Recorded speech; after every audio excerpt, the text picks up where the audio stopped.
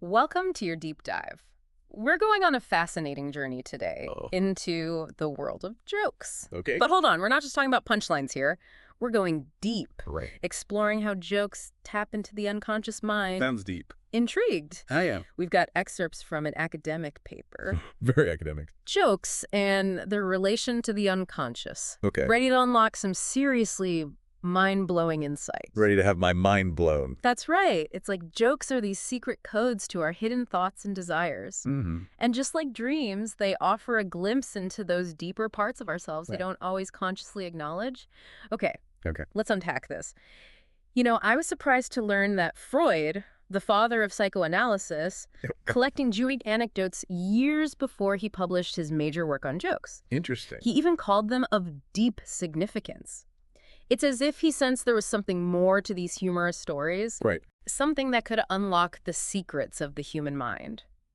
What's so fascinating is how these anecdotes pop up throughout his work. Yeah. Almost like a recurring theme he couldn't shake off. Like he was really onto something. It's like he was building a case, piece by piece, for the power of jokes to reveal something profound about human nature. I like it. But before we get too deep into Freud's theories, Okay. I have a question for you. Shoot. What even is a joke?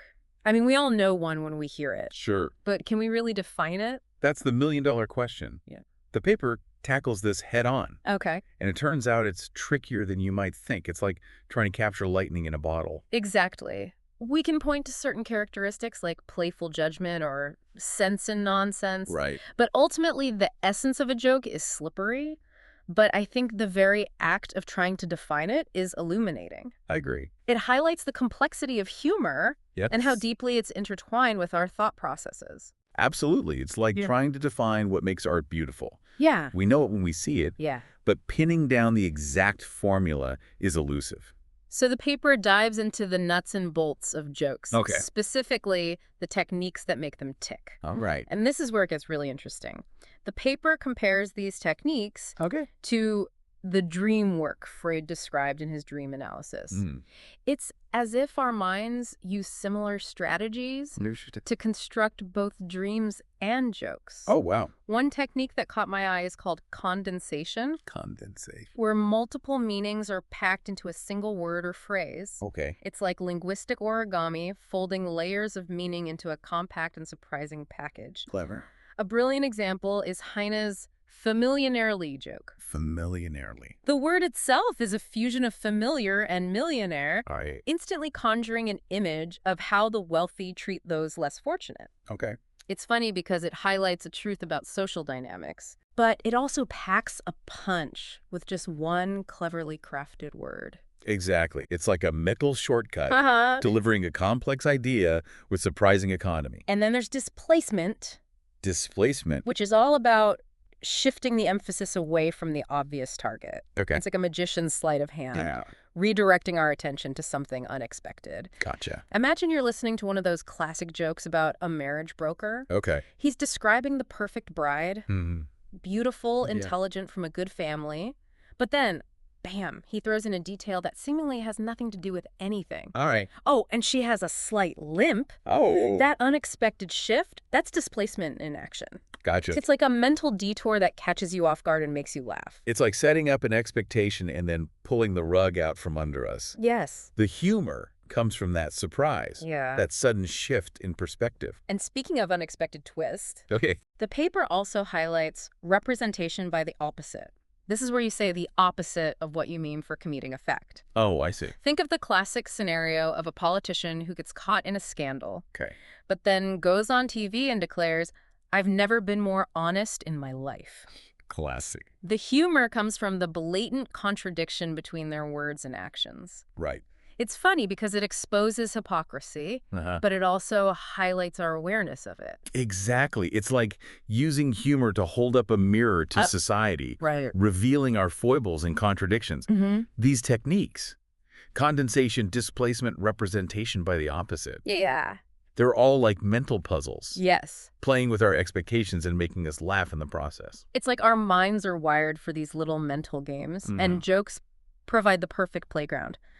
But there's another technique the paper mentions that I found particularly intriguing. Okay. Unification. Unification. It's all about creating unexpected connections and definitions within a joke, often through clever wordplay. Got it. Think of a joke like, why don't scientists trust atoms? Because they make up everything. Right. It plays on the double meaning of makeup, connecting the act of invention with the composition of matter. It's a simple joke, but it creates a surprising link between two seemingly unrelated concepts. And that's what makes unification so interesting. It's like taking two separate puzzle pieces Yeah. and suddenly realizing they fit together perfectly. Yes. Creating a new and unexpected picture. Uh-huh. It's the aha moment that makes us laugh. But, you know, we've been focusing on these techniques as if they're just neutral tools. Right. But what about jokes that have a deeper purpose? Yeah. A hidden agenda beyond just getting a chuckle? That's where we enter the realm of tendentious jokes. Okay. And those are a whole other can of worms. Hold on. Before we open that, I'm curious about something. Yeah. We've been talking about jokes and the comic as if they're interchangeable, but are they really the same thing? That's an excellent question. Yeah. And it's a distinction the paper makes as well. Okay. While they're closely related, they're not quite identical. Jokes often draw upon those unconscious processes we've been discussing, Right. while the comic arises from a more preconscious level of awareness, Okay. often involving comparisons and incongruities. Can you give us an example of that? Absolutely. Yeah. Imagine someone walking down the street completely engrossed in their phone, Okay. and they walk right into a lamppost. Okay. It's comic because we instinctively compare their clumsiness to our own perceived gracefulness. Right. It's a quick, almost automatic judgment that triggers laughter. Yeah. It's not necessarily a crafted joke, Right. but it's undeniably funny. So the comic is more about observing and reacting to the absurdities of everyday life, while jokes are consciously constructed to elicit laughter. Precisely. Okay. And that distinction helps us appreciate the different ways humor operates in our lives. Yeah. Sometimes it's spontaneous and observational, and other times it's carefully crafted and delivered with a specific intent. Yeah. But ultimately, both the comic and jokes tap into our sense of humor, offering us a release from the mundane and a moment of joy. It's like humor is this multifaceted gem. Yes. With different sides reflecting different aspects of our experience. But I'm dying to crack open that can of worms you mentioned earlier.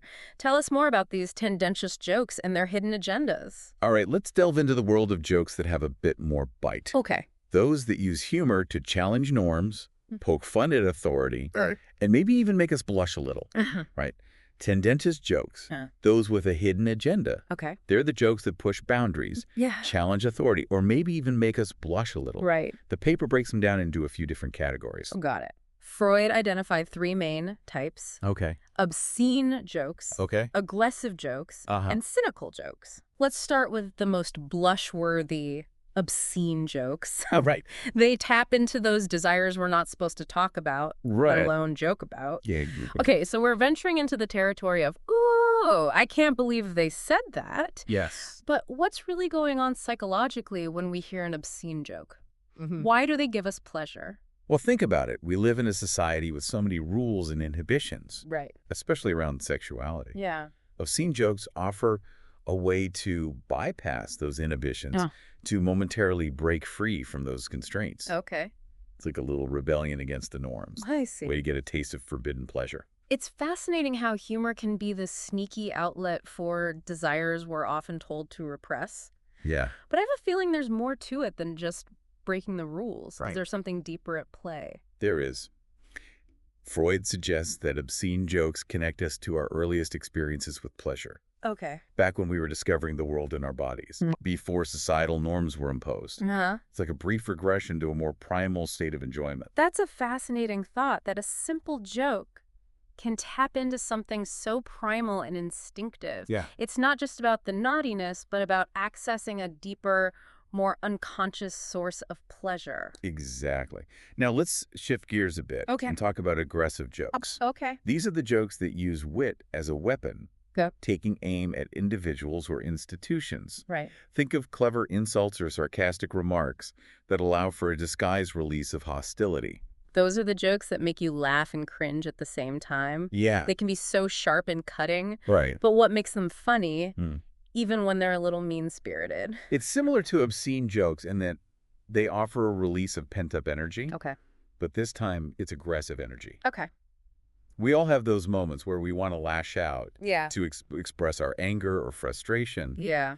But societal norms often prevent us from doing so directly. So a well-placed aggressive joke lets us vent that frustration in a more socially acceptable way. Exactly. It's like a pressure valve for our aggression. Right. Allowing us to release it without causing harm. Exactly.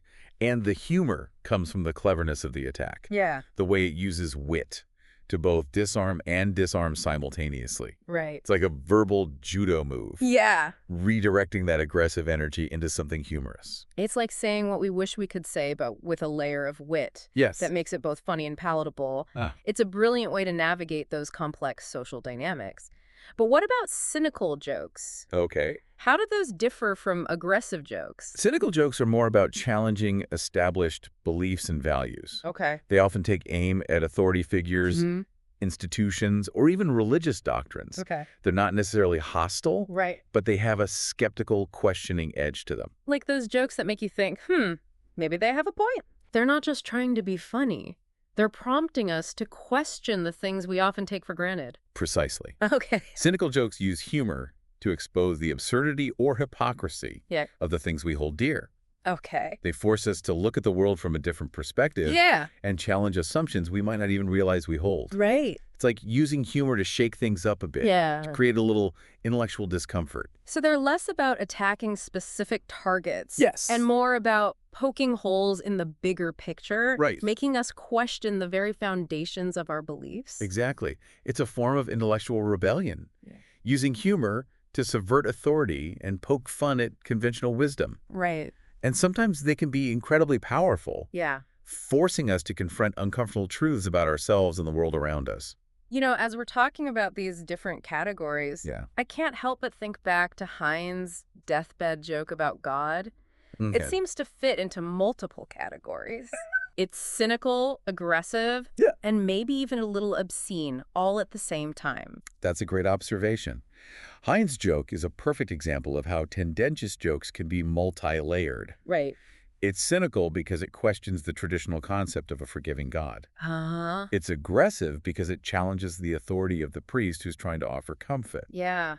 And it even has a touch of the obscene, using humor to subvert a sacred topic. It's amazing how much is packed into such a short joke. Yeah. It's like a masterclass in tendentious joke construction. It really highlights how jokes can be more than just surface-level humor. They can be vehicles for challenging norms and provoking thought. Exactly. It's like Freud said, jokes are a way for the unconscious to slip past the censors and express itself. But we've only covered 3 types of tendentious jokes so far. Right. Are there any other categories we should know about? There's one more category. Skeptical jokes. Skeptical jokes. These jokes question the very nature of truth. Okay. Using humor to create a sense of uncertainty and ambiguity. Ugh, yes. Like that joke about the trip to Krakow. That one really messed with my head. Exactly. Skeptical jokes play with logic, language, and perception, making us question what we believe and how we know it. Yeah. They're often nonsensical on the surface, Yeah. but they challenge us to think critically and examine our assumptions. So they're like a mental workout, Yes. forcing us to stretch our minds and look at things from multiple perspectives. Precisely. They're a reminder that truth is often slippery and elusive, Right. and that even our most cherished beliefs can be turned upside down with a well-crafted joke. We've covered so much ground already. We have. From the unconscious to tendentious jokes with all their hidden agendas. It's amazing how much depth there is to something as seemingly simple as a joke. It's like we've peeled back the layers of an onion. Yes. Revealing all the complexity hidden beneath the surface. But we've been so focused on these tendentious jokes. The ones with a bit of bite that we haven't had much time to talk about the other side of the coin. Innocent jokes. Oh, right. The jokes that are just for fun. Yeah. Without any hidden agenda. Right. Are they as psychologically complex as tendentious jokes? They can be. Even innocent jokes rely on those same basic techniques. Condensation, displacement, representation by the opposite. Right. But they're not trying to push any buttons or challenge any norms. So they're like a pure form of humor. Yes. Focused on the joy of wordplay and creative thinking. Exactly. Think of puns. Okay. silly rhymes, or absurdist humor. Yeah. They're all about playing with language and ideas, Right. creating a sense of delight and surprise. It's like a Gatos. mental playground where we can let our imaginations run wild and just enjoy the sheer silliness of it all. There's something incredibly refreshing about that kind of pure, unadulterated humor. Yes. It's a reminder that laughter doesn't always have to have a deeper meaning. Sometimes it's just about enjoying the ride. But, we've talked a lot about the joke teller, Right. the one crafting these intricate verbal puzzles. Huh? What about the listener? Hmm. Why do WE laugh? Yeah. What happens in our minds when a joke lands? That's a fantastic question. It's like the other side of the equation. Right. We've explored the psychology of the joke teller. Yes. But what about the psychology of the joke receiver? Exactly. What makes us receptive to humor? Yeah. And why does a good joke feel so good? We've been on quite a journey exploring this world of jokes, haven't we? It really has been, yeah. From Freud's fascination with Jewish anecdotes to those clever techniques that make jokes tick. It's been a real eye-opener. I never realized how much psychology is packed into something as seemingly simple as a joke. Me neither. It's amazing. And we delved into those tendentious jokes, the ones with a hidden agenda, pushing boundaries and making us think. But now, I'm really curious about the listener's role in all of this. Why do we laugh when we hear a good joke? What's happening in our minds during that moment of humor? Oh, that's the crucial piece of the puzzle, isn't it? Yeah. Remember how we talked about jokes releasing pent-up psychic energy? Oh, right. Well, that release happens in the listener, too, not just the joke teller. So it's like a shared experience. Yes, definitely. Kind of mental synchronization between the teller and the listener. Precisely.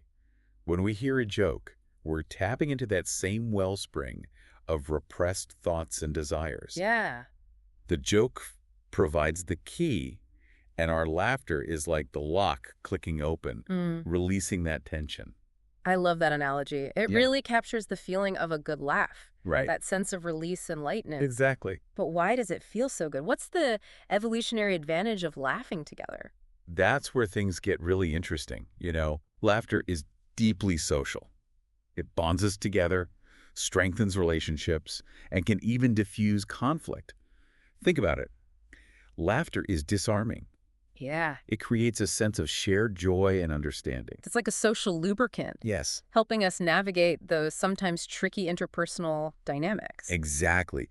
And Freud suggested that this social aspect of humor goes back to our earliest experiences with language and play. As children, we learn to connect with others through laughter. Right. And that connection continues throughout our lives. So it's not just about the cognitive release, but also about the social bonding that comes with a shared laugh. Yeah. We're hardwired for connection, and humor is one of the most powerful ways to achieve it. Absolutely. It's a 2-for-1 deal. Yeah. Mental relief and social connection. Right. No wonder we love to laugh. Makes sense. It satisfies both our individual and social needs, but, not all jokes land. Right. Some fall flat, while others have us rolling on the floor. So true, so true. What makes the difference?